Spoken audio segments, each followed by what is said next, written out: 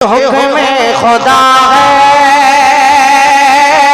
हबीबे खुदा पर जो उंगली उठाए जहन्नम में जाए। कि जिसे मुस्तफा की रसूल खुदा के शरीयत न भाए जहन्नम में जाए।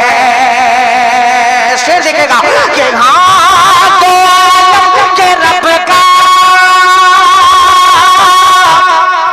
यही फैसला है, तो के रब का यही फैसला है। ये मेरा नबी खातमुल अंबिया है, तो आलम के रब का यही फैसला है। ये मेरा नबी खातमुल अंबिया है। तो जिसे अगर कोई इंसान